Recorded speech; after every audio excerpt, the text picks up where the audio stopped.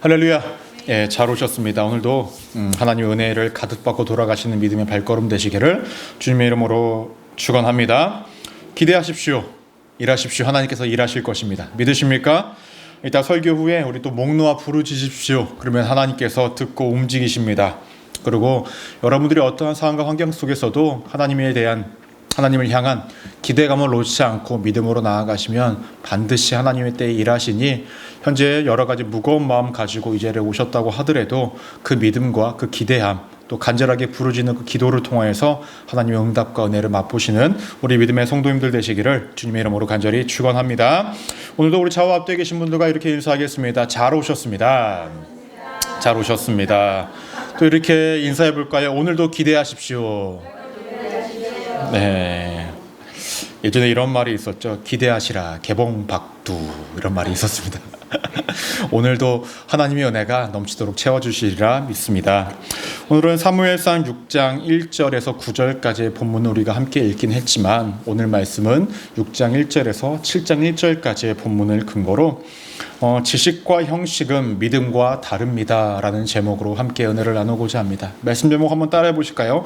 지식과 형식은 믿음과 다릅니다. 네. 지난주에는 우리가 사무엘상 5장 말씀으로 함께 나누면서 전쟁에서 승리한 블레셋 사람들이 자신들이 사는 그 지역에 언약궤를 갖고 옴으로 인하여서 많은 사건들이 발생되어졌다라는 것을 우리가 알게 되었습니다. 처음에 도착한 곳은 아스돗이라는 지역이었는데 그곳에 어떠한 일이 있었습니까? 다곤 신전에 신성이 언약궤에 엎드려져 있던 모습, 또 목이 잘리고 손목이 잘리는 모습들이 있었고 또한 종기가 전염병처럼 일어나서 그들에게 재앙이 내려졌었습니다. 그런데 사람들은 이 언약궤를 이스라엘로 보냈던 것이 아니라 가드 사람들이 자신들의 지역에 갖다 놓겠다라고 이야기를 하니까 그곳에서도 동일하게 전염병이 이루어졌었고 결국에는 아무것도 하지 못하는 이 블레셋 사람들이 결국에는 이것을 어찌할까 그런 상황 가운데 놓여졌었죠. 그때 우리가 말씀을 통해서 나눴던 것이 있었습니다. 하나님의 손은 결코 짧지 않다라는 것. 또 하나님이라는 분은 사람에 의해서 증명되어지는 분이 아니라 하나님 스스로를 증명하시는 분이다 라고 우리가 이렇게 말씀을 나눴습니다. 오늘 말씀도요 어느 지역에도 둘 수 없는 하나님의 언약궤를 블레셋 사람들이 어떻게 하고 있는지 어떻게 돌려보내야 하는지에 대해서 또 실제적으로 돌려보내는 그 사건 속에서 어떠한 사건들이 일어났는지에 대해서 우리가 함께 은혜를 나누고자 합니다. 하나님의 언약궤가 블레셋 땅 가운데 얼마 동안 있었냐라는 거예요. 1절 말씀을 보시면 여호와의 궤가 블레셋 사람들의 지방에 있은 지 7달이라 라고 말씀하고 있습니다. 7달 동안 하나님의 궤가 블레셋 지역에 있었다고 성경에서는 이야기하는데 이 7달이라는 시간 동안에 블레셋 사람들은 이 7달을 어떻게 느끼고 있었을까요? 굉장히 길게 느껴졌을 거예요. 굉장히 괴롭고 힘겹게 느껴지는 세월이었을 것입니다. 그런데요, 여러분 성경을 보시면 숫자 7이라는 숫자는요 완전수예요. 완전수. 7달 동안 있었다라는 것은 무엇을 의미합니까? 7달 동안 블레셋 지역에 하나님의 심판이 완전하게 임했다라는 것을 의미하고 있다는 거예요. 블레셋 전 지역에 하나님의 심판이 완전하게 임했다라는 것을 또 보여주고 있는 것입니다. 상황이 이러니 더 이상 블레셋 사람들은 버틸 힘이 없었습니다. 더 이상 이제 언약궤를 자신들이 갖고 있어야 될 것이 아니라 이제는 내보내야 할 것으로 여기고 있었어요. 언약궤를 갖고 왔을 때는 자신들이 전쟁에 승리했기 때문에 그것이 자신들의 자부심이었고 자신들의 권능이었고 힘처럼 느껴졌지만 이제는 정말로 처치곤란한 그런 상황 가운데 놓여진 상황이었습니다. 이러한 상황 가운데서 블레셋 사람들이 어떠한 선택을 하냐면 2절 말씀을 보시면 블레셋 사람들이 제사장들과 복술자들을 불러서 이르되 우리가 여호와의 길을 어떻게 할까? 그것을 어떻게 그곳에 그 있던 곳으로 보낼 것인지 우리에게 가르치라 라고 이야기를 합니다. 블레셋 사람들이 선택한 것은 복술사를 불렀다라고 이야기합니다. 그리고 그들에게 묻습니다. 어떻게 해야 되는지. 궤를 또 다른 곳으로 옮겨야 하는지 아니면 이스라엘 땅으로 보내야 하는지에 대해서 묻습니다. 여러분 복술이라는 것이 무엇이냐면요 사람들의 마음에 나타난 환상을 통하여서 점괘를 치는 사람들이에요. 점괘를 당시에 어떻게 쳤냐면 나무를 막 이렇게 흔들면서 쳤다는 겁니다. 한국에서도 이렇게 비슷하게 하죠. 점 치는 사람들이 이렇게 방울을 딸랑딸랑 흔들면서 이렇게 점을 치지 않습니까? 그러한 모습으로 점괘를 치는 사람들이었다는 것이에요. 그런데 우리가 지난주 말씀을 우리가 보셔서 아시겠지만 그때는 어떠한 사람들이 주도적으로 움직였습니까? 정치 지도자들이 주도적으로 움직였어요. 근데 오늘 말씀을 보시면 정치 지도자들이 등장하지 않아요. 오히려 복술사들에게 가서 묻습니다. 왜냐하면 지금까지 정치 지도자들이 이야기했던 대로 모든 궤들을 옮길 때마다 계속 질병이 이루어지고 그들에게 내려진 심판이 이루어지니까 더 이상 정책을 이루고 정치를 이루는 사람들이 할 수 있는 것이 없었어요. 이 블레셋이란 지역은 5도시로 제가 이루어졌다라고 말씀을 드렸었죠. 5도시에 있던 지도자들이 아무리 머리를 쌓고 의견을 내도 더 이상 방법을 이루지 못하니 이 점술을 이루는 사람들을 불러서 이같이 행동을 하고 있었습니다. 더 나아가서 이 정치 지도자들이 침묵하고 있는 이유가 무엇일까요? 이것을 언약궤를 이스라엘 땅 가운데로 보내면 자신들이 전쟁에서 승리한 것들을 번복하는 것이기 때문에 그것을 자신들을 번복하고 싶지 않은 거예요. 그것을 자신들이 입으로 말하고 싶지 않은 거예요. 그러니까 사람들이 이제는 점술사들에게 가서 복술사들에게 가서 자신들이 어떻게 해야 하는지에 대해서 묻고 있는 것입니다. 당시에 복술사들은요, 그들의 전문적으로 하는 일은 무엇이냐면 화가 난 이 신들의 마음을 달래는 것이 그들의 전문이었다는 거예요.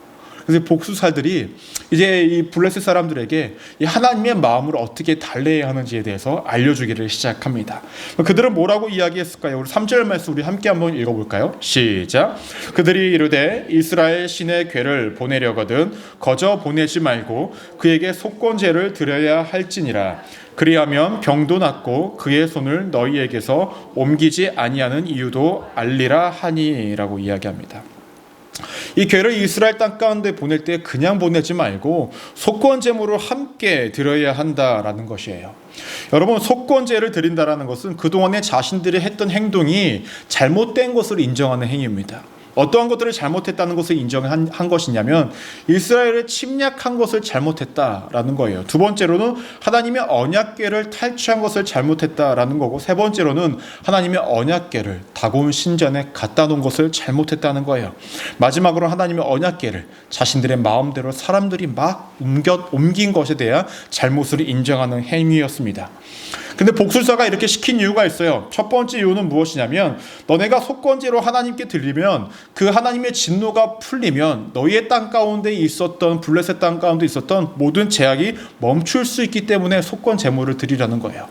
또 두 번째 이유는 무엇이냐면은 이렇게 해서 속건제를 드리고 속건 제물을 드림으로 통해서 재앙이 멈추면 이 재앙은 하나님이 내리신 것을 우리가 알 수 있기 때문에 이같이 하라는 것입니다. 이렇게 본다면 블레셋 사람들이 하나님께 속건제를 드린다라는 것은 그 의도가 순수합니까? 그렇지 않죠.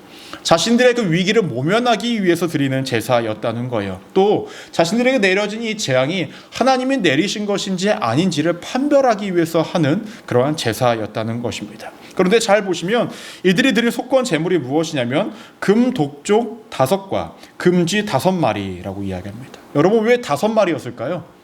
아까 전에도 말씀드렸듯이 블레셋은 5도시로 이루어졌잖아요. 그 5도시의 모든 그 죄를 다 사여달라는 거예요. 다 없애달라는 의미로 5마리를 만들었다는 것입니다. 그런데요, 이 블레셋 사람들이 간과하고 있었던 것이 있어요. 무엇을 간과하고 있었냐? 하나님께 속건제를 드려야 된다라는 것은 알고 있었는지 모르겠지만 그들이 하나님이 주신 율법은 잘 몰랐던 것 같아요. 레위기 5장 15절 말씀을 보시면 이렇게 언급합니다. 흠 없는 순양을 양떼 중에서 끌어다가 속건제를 드려서라고 말씀합니다. 속건제를 드릴 때는요, 그 제물을 피 있는 제물로 드려야 돼요. 근데 지금 이 블레셋 사람들은 뭐로 드렸죠? 자신들이 금으로 형상을 만들어서 하나님께 속건제물을 드리고 있어요. 또 여러분, 십계명 말씀을 보시면 뭐라고 이야기합니까? 너를 위하여 어떠한 형상도 만들지 말라라고 하나님께서 말씀하셨어요. 근데 이 블레셋 사람들은 뭘 만들었습니까? 자신들을 위하여서 이 금쥐 모양, 이 독종 모양을 만들어서 하나님께 드리고 있었습니다. 나름의 열심은 갖고 있었지만은 그들의 열심은 다 잘못된 것들이었다는 거예요. 그런데요, 여러분, 블레셋 사람들이 잘못된 것들을 하나님 앞에 드리고 있었을지는 모르겠지만 그들은 나름의 형식을 갖추고자 노력을 했습니다. 그렇지 않습니까? 어떻게든 속건제를 드려서 자신들이 그 위기로부터 벗어나기 위한 형식과 열심은 가지고 있었습니다. 그런데 여러분, 말씀을 잘 생각해 보시면 이스라엘 백성들은 어떠했었습니까? 엘리의 아들들이 하나님께 드리는 제사의 제물을 어떻게 합니까? 그것을 오히려 중간에 갈취합니다. 하나님께 온전히 드리지도 않는 모습이 그들에게 있었습니다. 하나님의 입장에서는 참 씁쓸하셨을 것 같아요. 자신을 믿지 않는, 자신이 선택하지 않는 이 블레셋 사람들은 나름의 제대로 알지 못하는 지식 속에서 나름의 열심을 가지고 형식을 들여서 하나님 앞에 무엇인가를 드리고 있는 반면에, 내가 선택했고 내가 구원하고 그들을 인도하고 있었던 이스라엘 백성들은 되려 더 열심도 없고 형식도 온전히 갖추지 못하는 제사를 드리고 있었던 것을 바라보면서 하나님도 얼마나 씁쓸해 하셨을까라는 생각이 들기도 했습니다. 그런데요, 이 블레셋 사람들이 여기서만 멈추는 것이 아니에요. 이 복술사들이 또 하나를 염두에 두면서 한 가지를 말을 전하고 있습니다. 6절 말씀을 보시면 우리 함께 한번 읽어보도록 하겠습니다. 시작. 애굽인과 바로가 그들의 마음을 완악하게 한 것 같이 어찌하여 너희가 너희의 마음을 완악하게 하겠느냐.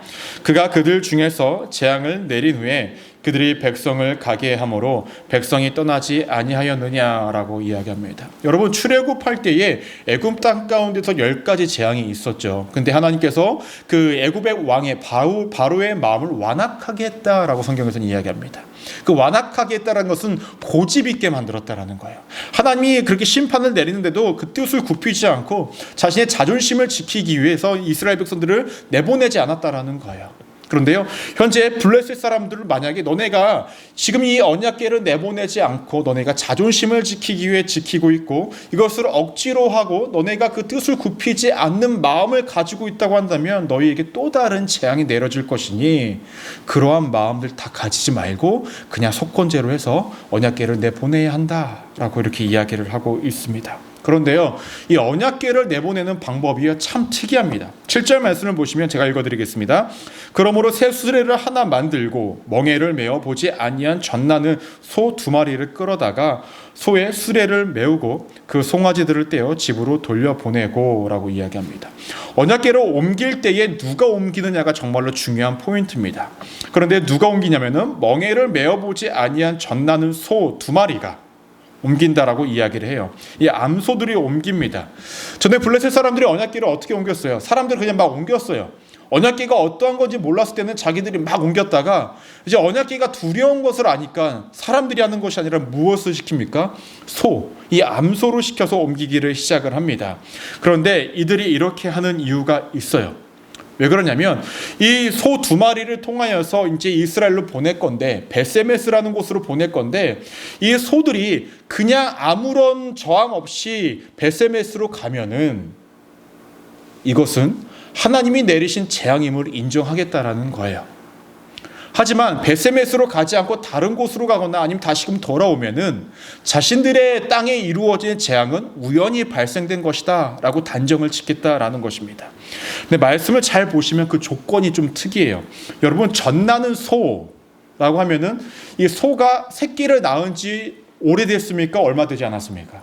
얼마 되지 않은 상황이에요.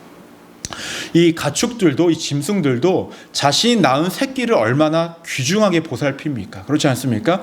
젖이 나는 소라고 이야기하면은 새끼를 낳은 지 얼마 되지 않아요. 이 소를 억지로 끌어다가 언약궤를 매개해서 보내면 그 소가 앞으로 그냥 알아서 갈까요? 안 가요. 어디로 갑니까? 자기 새끼 있는 데로 가는 게 정상이라는 거예요. 그렇죠? 그러면 왜 젖나는 소로 했을까요? 간단합니다. 블레셋 사람들은요, 하나님이 자신들에게 심판을 내리지 않았다라고 생각하고 싶은 거예요. 다시금 돌아오면 자신들에게 내려진 이 심판은 우연으로 발생된 것이니까 그렇게 여기고 싶었던 거예요. 그런데 중요한 건 이 암소에게 새 수레를 얹히고 언약궤와 속건제 제물을 가지고 함께 보냅니다. 근데 결국은 어떻게 됐냐면 12절 말씀을 보시면 베세메스 길로 바로 향하여 대로로 가며 갈 때에 울고 좌로 우로 치우치지 아니하였고 라고 이야기합니다. 이 암소가 가는데요, 대로로 갔다라는 말은 한 길로 쭉 갔다라는 거예요. 좌로 우로 흔들리지 않고 쭉 갔다라는 것은 무엇을 의미하는지 아십니까? 하나님이 이스라엘 백성들에게 너네가 좌로나 우로나 흔들리지 말고 가라 라고 얘기했을 때 백성들이 순종하면서 갔다는 것을 의미하거든요. 이 암소가 자신들 새끼를 뒤로 하고 그대로 이 언약궤를 메고 갔다라는 거예요. 그런데 참 재밌는 말씀, 11절 말씀 다시 보시면 울고 갔다라는 거예요. 울면서. 이 암소의 본능은 자신들 새끼한테 있어요. 근데 울면서 가는데 뭐에게 이끌리는 것 마냥 하나님의 뜻에 따라 이 암소도 걸어가고 있었다라는 거예요. 어디로? 벳세메스, 이스라엘 땅 가운데로 가고 있었다는 것입니다. 하나님께서는 하나님의 뜻을 이루기 위해서 이 암소의 본능도 조절하시면서 제어하시면서 그 뜻을 이루어 가시는 것을 오늘 말씀 가운데서 볼 수 있는 것입니다. 여러분, 오늘 말씀에서 우리가 첫 번째로 기억하길 소망하는 것이 있습니다. 그것은 무엇이냐면요, 지식과 형식은요 지식과 형식일 뿐이다 라는 거예요. 따라 해볼까요? 지식과 형식은 지식과 형식일 뿐입니다. 저는 오늘 말씀을 보면서요, 이스라엘 백성들이 아닌 이 블레셋 사람들의 모습이 어떠했을까라는 것을 명확하게 좀 보게 되어집니다. 저는 이렇게 생각이 들더라고요. 개인적으로 봤을 때 블레셋 사람들 노력 참 많이 했다라고 생각이 들어요. 참 이들 자신들의 아는 선에서 정말로 열심히 준비해서 하나님께 속건 제물을 드리기 위해서 열심히 애썼다라는 것을 느끼게 되었습니다. 하지만 그들이 명확하게 알지 못했죠. 왜냐하면 그들은 여러 신 중에 한 분이 하나님이시라고 믿고 있었어요. 그리고 그들은 하나님 앞에 형식과 열심을 드렸지만 그들은 하나님을 믿고 있는 사람들이 아니었습니다. 단지 자신들의 위기를 넘어서기 위해서 마치 하나님을 달래야 하는 존재로 여기면서 자신들이 금으로 하나님을 달래기 위해서 그렇게 보내는 모습이 있었다는 것입니다. 여러분, 그런데요, 만약에 블레셋 사람들이요 하나님을 명확하게 알고 그 다음에 완벽하게 형식을 이루어서 율법도 다 알아서 완벽하게 형식을 이루어서 이 속건 제물을 드렸다 한들 하나님께서 그 제사를 받으셨을까요? 안 받으셨죠. 왜냐하면 그들은 하나님을 믿었기 때문 한 것이 아니라 그들은 하나님을 알고 그저 자신들이 할 수 있는 최선의 형식을 통하여서만 드렸기 때문에 그 제사는 하나님께서 받으시지 않는다라는 거예요. 여러분, 우리가 명확하게 알고 있어야 되는 것은 무엇이냐면 많은 지식을 가지고 하나님 앞에 나아간다, 완벽한 형식을 가지고 하나님 앞에 나아간다고 해서 그 형식과 지식이 하나님께서 받으시는 이유가 되지는 않는다라는 것입니다. 중요한 건 우리가 아는 지식이 적고 우리가 완벽하게 형식을 갖추지 못한다 할지라도 우리가 믿음으로 하나님 앞에 나아갔을 때의 그 작은 모습, 연약한 모습도 하나님이 받아주신다라는 것을 우리가 기억해야 된다라는 거예요. 여러분, 대부분의 기독교인들이 하나님을 열심히 믿고 살아간다고 해도 지식적으로 완벽하게 다 아는 사람이 있을까요? 대부분 잘 모릅니다. 오히려 지식적으로 더 완벽하게 아는 사람들은 누구냐면 종교학자들이에요. 과거 이스라엘 백성들이 어떠한 배경 속에서 어떠한 환경 속에서 하나님을 믿고 살아갔고 그때 하나님이 어떠한 모습을 보여주셨는지, 유대인들이 믿는 하나님이 누구인지, 예수님께서 어떠한 모습으로 과거에 등장하셨고 그들이 어떠한 일들을 보여주셨는지를 우리보다 그들이 더 잘 알고 있다는 거예요. 그들의 지식이 하나님을 믿는 것과 관련이 있을까요? 그렇지는 않다라는 거예요. 그들의 지식이 그들에게 직업은 줬을 수 있었는지는 모르겠지만 그들에게 구원을 주지는 못한다라는 것입니다. 여러분, 우리가 명확하게 알아야 합니다. 여러분, 지식과 형식이 하나님께 나아갈 수 있는 도구가 되어지진 못해요. 순서가 완전히 바뀌어야 합니다. 믿음이 전제되어져 있는 상황 가운데서 그 믿음을 통하여서 하나님을 알고자 하는 지식이 쌓아져야 합니다. 내가 하나님을 믿음으로 통하여서 내가 하나님께 어떻게든 더 열심으로 나아가기 위한 또한 한 방법으로 형식이 쌓아져야만 하지, 이것이 바뀌어져서 지식과 형식만 있는 상황 속에서 나아가는 것은 하나님께서 도무지 받지 않으신다라고 성경에서 이야기하고 있는 것입니다. 그런데요, 여러분, 우리의 삶 속에서도 블레셋 사람들과 같은 모습이 있다는 거예요. 누군가는 이렇게 말씀하겠죠. 목사님, 저 하나님 믿어서 이 자리에 왔습니다. 예, 맞아요. 그런데 어느 순간 우리가 예배의 자리에 있을 때에 정말로 하나님 믿어서 나왔다기보다도, 또 기도의 자리로 나와왔을 때에 하나님을 정말로 믿어서 나왔다기보다도, 찬양을 하면서도 내가 정말로 하나님을 믿기 때문에 찬양한다기보다도 내 마음의 평안을 누리기 위해서 오시는 분들도 있다는 거예요. 어느 순간 믿음은 뒤쪽이고요, 이 자리에 나와서 마음의 불안함을 해결하기 위해 기도하고 예배를 드리고 찬양을 하시는 분들도 있다는 것입니다. 근데 이러한 믿음의 모습들이 신앙생활로 오래 지속되어질수록 더 크게 나타나고 있다는 것이죠. 여러분, 당시 블레셋 사람들도 마찬가지였죠. 그들도 열심으로 나와왔어요. 그렇죠? 암소 준비했고요, 새수레 만들었고요, 금으로 형상을 만들었고요, 언약궤를 올려서 보내기를 시작했습니다. 열심히 있었어요. 그들에게 열심히 없었던 것은 아니에요. 근데 그들이 그렇게 했던 이유가 무엇입니까? 자신들의 마음의 평안을 누리기 위해서 그렇게 했던 거예요. 자신들의 현재 당하고 있는 그 힘겨움과 어려움을 해결받기 위해 그같이 행동을 했다는 것입니다. 우리가 믿음이 없는 상황 가운데서 이 자리에 앉아있고 그냥 형식적으로 아니면은 시간이 되어서 이 자리에 앉아있고 기도를 하고 찬양하라고 말씀을 듣고 있다고 한다면 우리가 그 당시에 블레셋 사람들과 무엇이 다른가라는 것입니다. 목사님, 저는 헌금도 준비했는데요. 블레셋 사람들도 금 준비했대요. 금.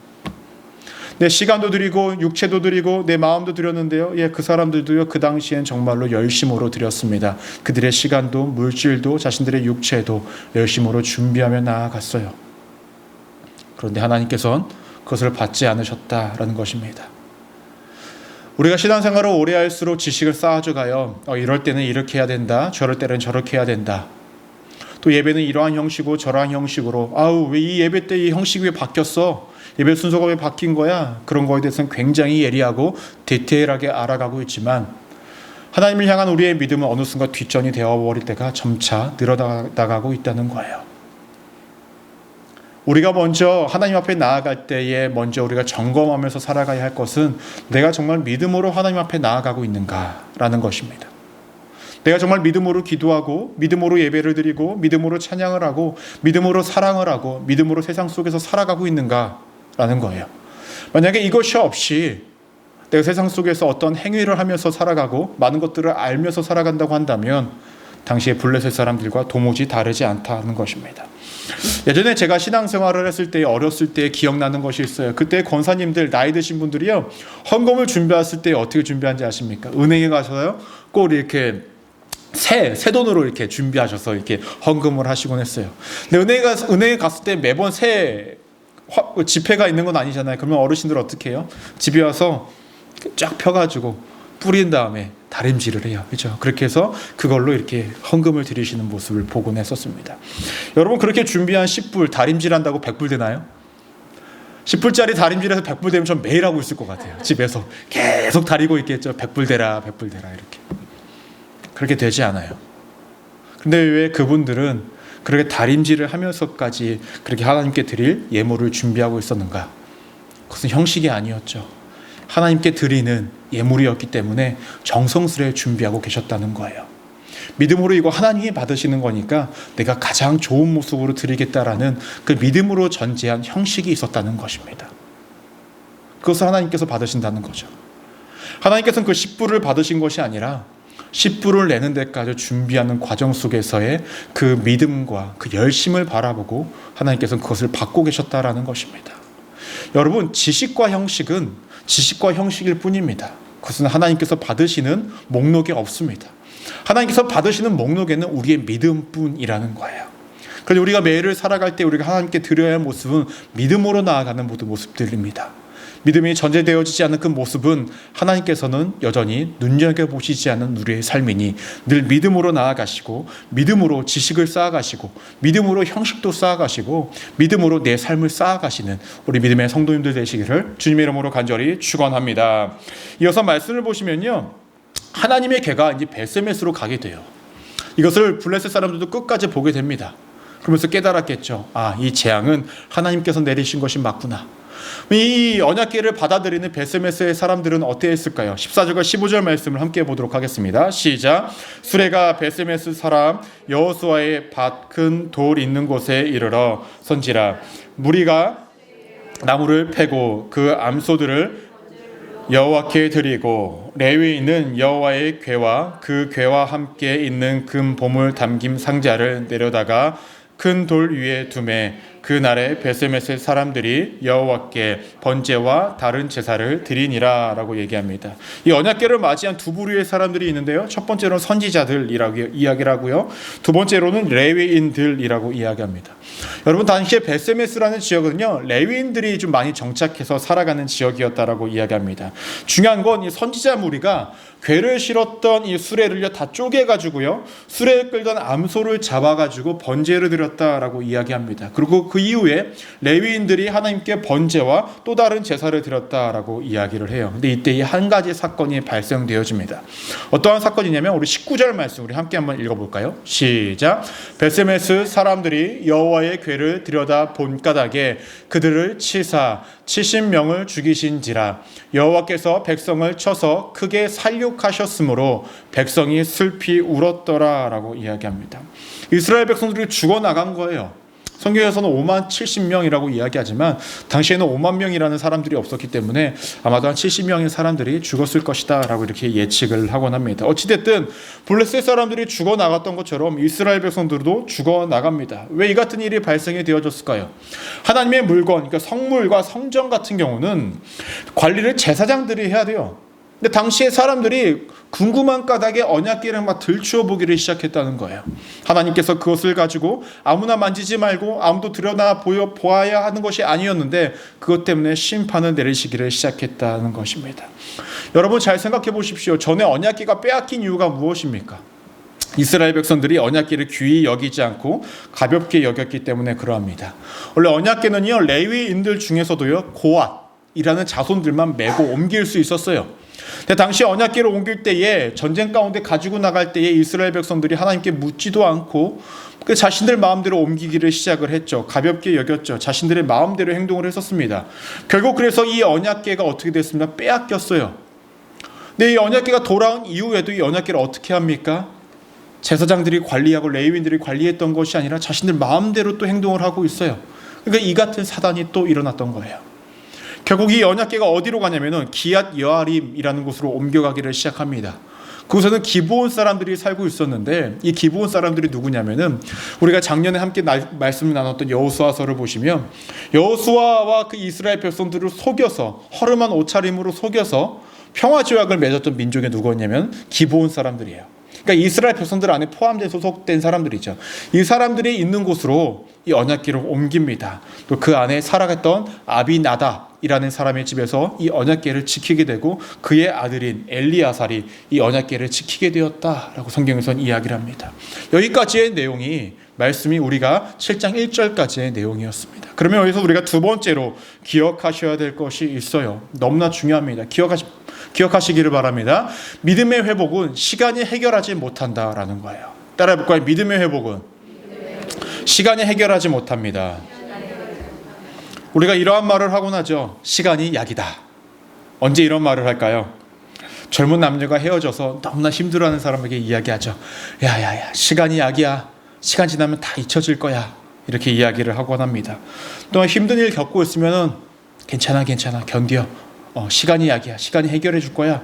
이렇게 이야기를 하곤 합니다. 근데 여러분 믿음의 문제는요 시간이 지난다고 해결되어지지 않는다라는 거예요. 시간이 지남에 따라 해결되어지겠지라고 생각을 하지만 그렇지 않습니다.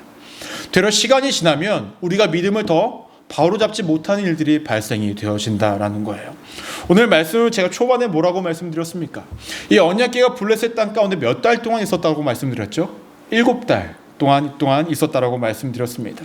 그러면 이스라엘 백성들이 이 7개월이라는 시간 동안 무엇을 했었어야 할까요?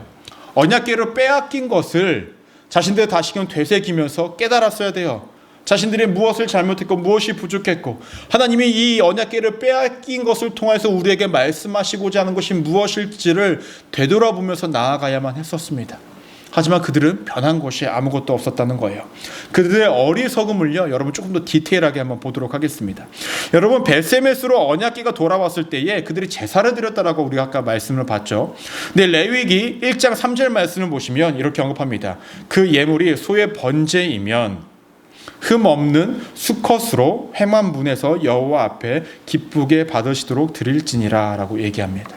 제사를 드릴 때에 무엇으로 드려야 된다고 이야기를 합니까? 수컷. 그렇죠? 근데 아까 그들이 번제를 드릴 때 무엇으로 드렸습니까? 암컷으로 드렸어요. 당시에 이 벳세메스라는 지역은 레위인들이 주로 사는 지역이라 이 율법, 어떻게 제사를 드려야 하는지를 누구보다 잘 아는 사람들이었습니다. 하지만 하나님께서 알려주신 율법대로 드리는 것이 아니라 자신들의 마음대로 드렸습니다.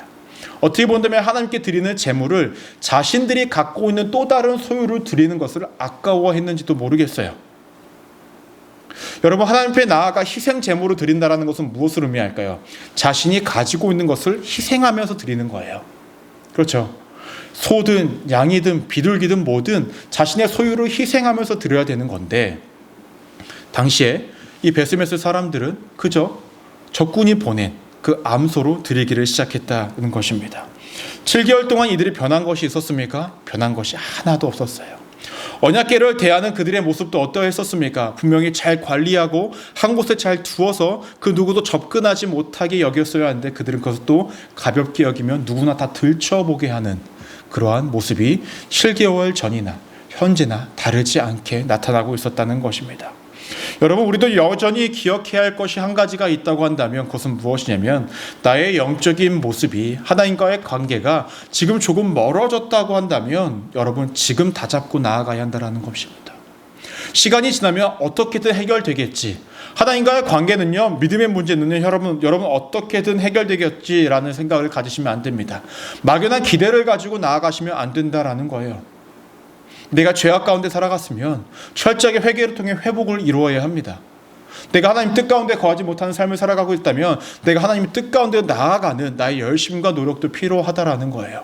그것이 이루어지지 않으면 하나님과의 관계는 다시금 회복되어질 수 없다는 것을 우리가 기억해야 합니다. 이스라엘 백성들에게는 7개월이라는 시간은 하나님께 돌아가야 할 시간이었습니다. 그리고 하나님의 말씀 가운데 거해야 할 시간이었고, 하나님과의 관계를 회복하기 위해서 나아가야 할 시간이었고, 그들의 잘못된 지성과 알고 있는 삶과 그 모든 것들을 되돌려야 하는 시간이었습니다. 여러분, 이 가운데 계신 어떠한 분들은요, 이 7개월의 시간 동안에 이 시간을 살아가고 계시는 분들이 있어요. 그동안에 하나님의 뜻대로 살아가지 못해서 하나님이 우리의 삶 가운데 7개월이라는 시간을 주신 분도 분명히 있으실 것입니다. 여러분, 그러면 그냥 이 시간을 흘려보내지 마십시오. 다시금 말씀 가운데 거하시고 내가 회복되기 위해 애쓰셔야 한다는 것입니다. 그냥 막연히 기다리시고 어떻게 되겠지, 지금까지 살아왔으니까 어떻게 되겠지, 그것은 도무지 회복이 이루어지지 않는 것입니다. 회복이 이루어지지 않으면 형식만 갖춰요. 지식만 쌓아져요. 이스라엘 백성도 언약궤가 돌아왔을 때 뭘 했었습니까? 제사를 드리지 않았습니까? 그 형식은 여전히 갖추고 있지만 그들 안에 온전한 믿음의 회복은 이루어지지 않고 있었다는 것입니다. 오늘 말씀의 제목이 여러분 무엇이었습니까? 지식과 형식은 믿음과 다르다라는 거예요. 여러분은 현재 지식과 형식을 쌓아가고 계십니까? 아니면 하나님을 향한 믿음을 쌓아가고 계십니까? 너무나 중요한 문제라는 것입니다. 내 그동안 믿어왔던 신앙의 연륜을 믿지 마시고, 알고 있는 지식과 형식을 믿지 마시고, 내 현재의 믿음의 위치가 어디에 있는지를 명확히 돌아보시면서 다시금 이 신앙을 다잡아 회복의 길에 있어야 한다면 회복하십시오. 더욱더 뜨거운 길로 나아가야 한다면 뜨거움을 유지하십시오. 그래야만 우리가 정말로 하나님의 은혜 아래서 하나님과 온전한 관계 속에서 하나님의 은혜를 은혜로 받아들일 수 있는 삶을 살아갈 수 있다는 것을 잊지 않고 살아가시는 우리 믿음의 성도님들 되시기를 주님의 이름으로 간절히 축원합니다. 기도하시겠습니다.